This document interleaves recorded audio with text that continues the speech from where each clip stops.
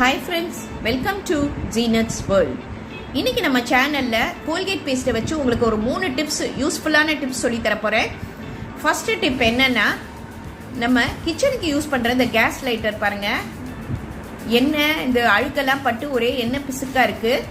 இதை நம்ம தண்ணி வச்சு க்ளீன் பண்ண முடியாது. இப்போ அதுக்காக நம்ம என்ன செய்யணும்னா, இந்த கோல்கேட் பேஸ்ட்டை இந்த கேஸ் லைட்டரில் ஃபுல்லாக நம்ம அப்ளை பண்ண போகிறோம். பேஸ்ட்டை அப்ளை பண்ணிவிட்டு நம்ம இந்த ப்ரெஷ்ஷை வச்சு எல்லா இடமும் ஃபுல்லாக கேஸ் லைட்டரில் அப்ளை பண்ணிடுங்க.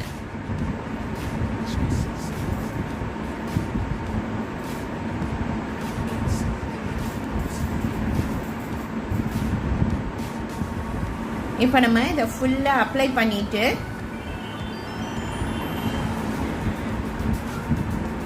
ஒரு 5 நிமிஷம் நம்ம அப்படியே ரெஸ்ட் கொடுத்துடலாம்.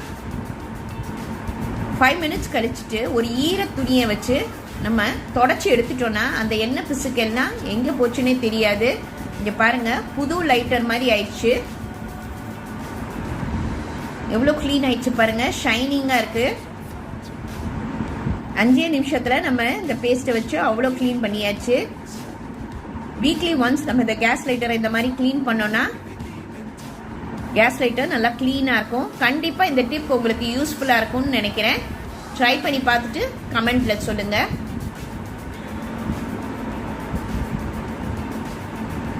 இப்போ செகண்ட் டிப் பார்க்கலாம்.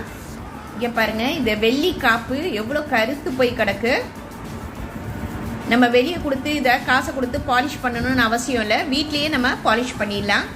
இந்த கோல்கேட் பேஸ்ட் எடுத்து நம்ம அந்த காப்பில் ஃபுல்லாக அப்ளை பண்ணிக்கலாம்.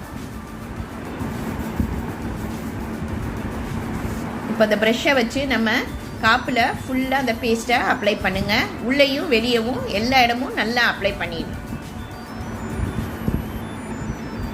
இந்த வெள்ளி காப்புன்னு கிடையாது, கொலுசு எந்த சில்வர் ஆனதாலும் நம்ம இந்த பேஸ்ட்டை வச்சு பண்ணோன்னா நல்லா பளிச்சுன்னு ஆகிடும்.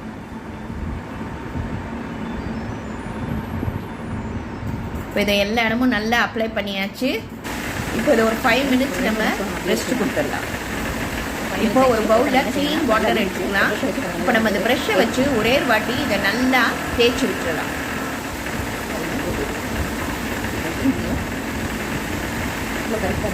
இப்போ நல்லா தேய்ச்சிட்டு நம்ம க்ளீன் வாட்டரில் நல்லா கழுவி எடுத்தோம்னா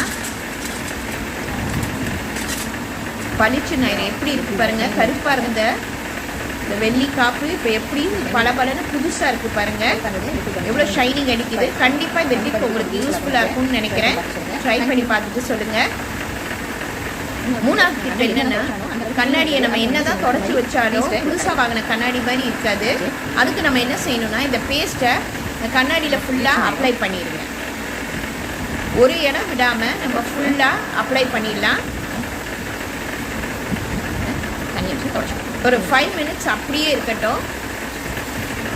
5 மினிட்ஸ் கழித்து ஒரு ஈர துணியை வச்சு நம்ம நல்லா தொடச்சி எடுத்துடலாம். ஃபஸ்ட்டு துணியை வச்சு தொடச்சிட்டு அதுக்கப்புறமா நம்ம ஒரு டிஷ்யூ பேப்பரை வச்சு தொடச்சி எடுத்துட்டோன்னா புதுசாக வாங்கின கண்ணாடி மாதிரி பளபளக்கும். கண்டிப்பாக இந்த டிப் உங்களுக்கு யூஸ்ஃபுல்லாக இருக்கும்னு நினைக்கிறேன். ட்ரை பண்ணி பார்த்துட்டு சொல்லுங்கள். தேங்க்யூ.